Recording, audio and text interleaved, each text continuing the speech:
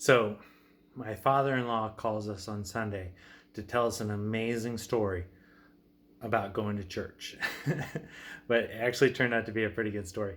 He's working in New York right now. He's a catastrophic claims adjuster for insurance companies. So basically, he goes places where there's fires or hurricanes, flooding, and takes pictures of people's houses, writes it up, tries to decide if the if the damage is from the hurricane or the fire, or if this person is just trying to basically bandwagon.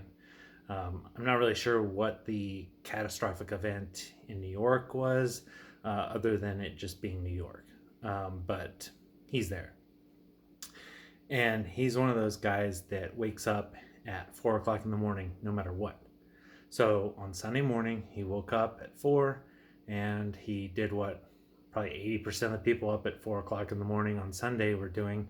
He started watching CNN, watching what was happening in the Ukraine with Russia, and just generally feeling bad about the world.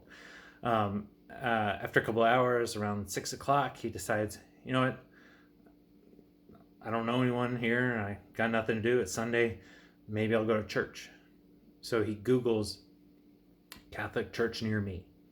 And the first church that comes up, it's walking distance from him, is a Ukrainian Catholic church. So he says, oh, this is a sign. Now I gotta go. So he calls the church to see what time Mass is. And he thinks he's going to get some sort of answering machine or something, some sort of church movie phone, thank you for calling St. Agnes. Our masses are massive. The 9 o'clock Mass is in Spanish, or whatever. But he doesn't get an answering machine. He gets the 80-year-old Ukrainian priest. And he is pissed. Why are you calling so early? You wake me up. My father-in-law says, "Oh, I didn't think I would get you. I thought I would get an answering machine." The priest says, "Oh, why?" And I guess my father-in-law had been thinking about this for a long time, because he launches into this diatribe, pretty well thought out rant about how he thought the priest would have an answering machine because he figures that God must have an answering machine, because when he tries to call God, when he prays to God, God never just answers. and I mean, he keeps going on and on. He's the Bible, that was when God was really answering the phone a lot, right? And only a handful of the people in the Bible ever got to talk to God. So either God's a jerk, or he's got some sort of answering machine, some sort of service, some sort of angel operators, and that are collecting prayers and then giving it to God so he can get to them later. And he wraps up his rant, and the Ukrainian priest says, "You know what? Maybe you're right. I should get answering machine.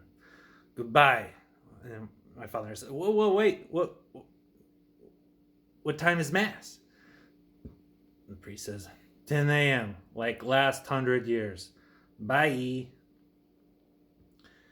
And hangs up. And my father-in-law hangs up, gets ready to go to church.